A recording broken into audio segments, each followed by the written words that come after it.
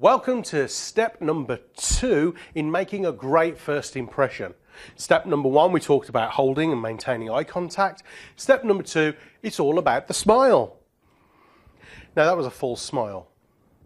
And when you have a false smile, it looks a little bit like a politician or the Joker off Batman. It looks terrifying, doesn't it? And wholly unnatural. You can spot a fake smile a mile off. However, if you smile sincerely, you tend to get little crow's feet at the side of the eyes there, little wrinkles and lines. You can tell when someone's being authentic. And a smile combined with eye contact is a quick way to know that you're in rapport with somebody. Now, this happens for 2 reasons. Number 1, it's instinctive within us to respond to a smile. So if we're smiled at, typically we will smile back. There's only 2 reasons why you won't smile back. Number 1, if you're psychotic, or number 2, if you're really depressed. Actually, there is a third person, but thankfully there's not many of them. These people are just people who are determined to be miserable.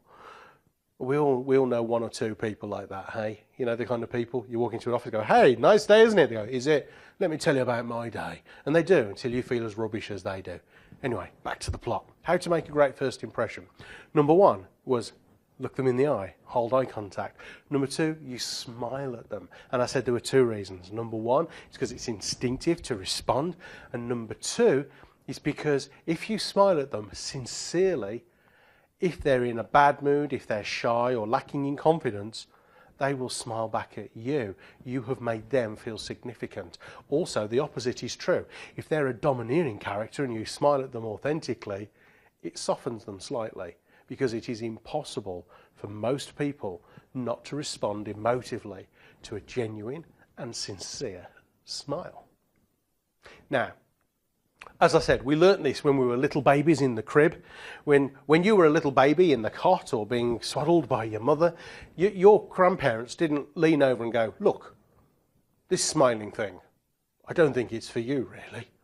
I'd give it up as a bad job if I were you.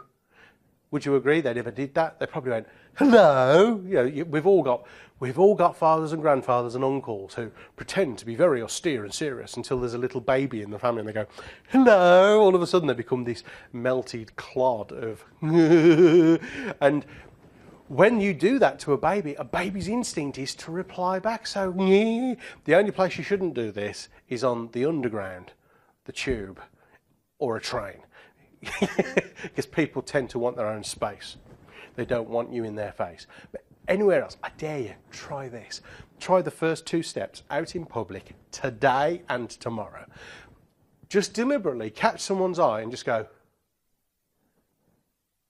And I dare you not to get a smile back from them. Once in a blue moon, someone might go. But then they will look back. Oh yes, they will.